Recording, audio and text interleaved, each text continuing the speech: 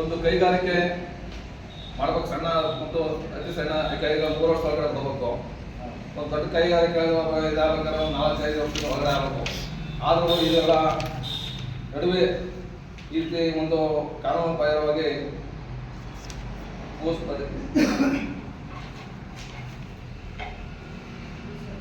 ಭೂಸ್ವಾಧೀನ ಪ್ರಕ್ರಿಯೆ ನಡೆದಿದೆ. ಈ ನೀವು ಮೈಸೂರು ತಾಲೂಕು ನೋಡ್ಬೋದು, ಇನ್ನೂ 20% ಇದೆ. ನಮ್ಮ ನಂಜನಗೂಡು ತಾಲೂಕು ತಾಂಡೆ ಕೈಗಾರಿಕೆ ಪ್ರದೇಶದೊಳಗೆ 50% ಎಕ್ಸ್ಪೈರ್ ಮಾಡ್ತಾ ಇದ್ದಾರೆ. ಯಾವ ಸಂಪೂರ್ಣ ಫ್ಯಾಕ್ಟ್ರಿಗಳಾಗಿಲ್ಲ.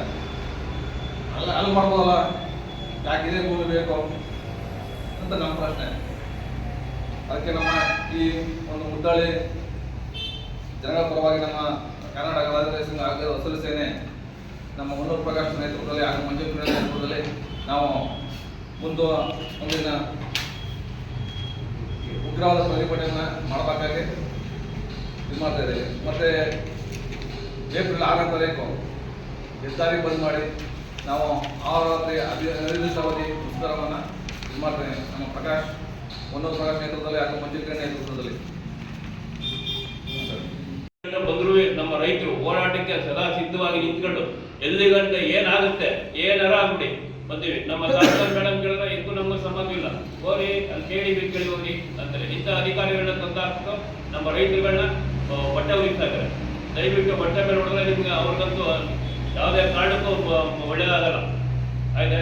ಈಗ ನಾವು ರೈತರು ಫಸ್ಟ್ ಇಲ್ಲಿಂದ ಕೆಳಗಡೆ ಮಟ್ಟದಿಂದ ಹೋಗ್ತಾರೆ ನೆರಡೋರು ಗೊತ್ತಾಗುತ್ತೆ. ಈ ಸರ್ಕಾರ ಮೇಡಮ್ ಕೇಳಕ್ ಹೋದ್ರೆ ನಂಗೇನ್ ಗೊತ್ತು, ನೀವು ಹೋದ್ರೆ ಕೇಳಿ ಇದೇ ಉತ್ತರ ಕೊಡ್ತಾರೆ, ಉಡಾಪಿ ಉತ್ತರಗಳು ಕೊಡ್ತಾರೆ. ಅಧಿಕಾರಿಗಳು ಏನು ಕೆಲಸ ಮಾಡ್ತಾರಲ್ಲ. ಅದರಿಂದ ದಯವಿಟ್ಟು ಇದನ್ನ ಕೈ ಬಿಡಬೇಕು ಅಂತೇಳಿ ನಾನು KDB ಅಧಿಕಾರಿಗಳಿಗೆ ಕೇಳಬೇಕು. ತಿಳುವಳಿಕೆ ನೋಟಿಸ್ ಅಂತ ಕೊಟ್ಟಿದ್ದಾರೆ, ಬಟ್ ಯಾರು ಅಷ್ಟೊಂದು ತಿಳುವಳಿಕೆ ಇಲ್ಲ.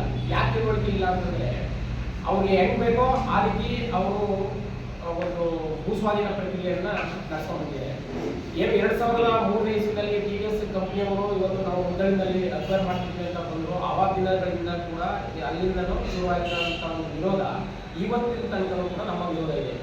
ಸೊ ಆವತ್ತಿನ ದಿನಗಳಲ್ಲಿ ಏನು ಕುಮಾರ್ ನಾಯ್ಕ ಅಂತ DC ಅವರಿದ್ರು, ಅವತ್ತು ಸ್ಪಂದಿಸಿದ್ರು ನಮಗೆ ಸಂಪೂರ್ಣವಾಗಿ 100%.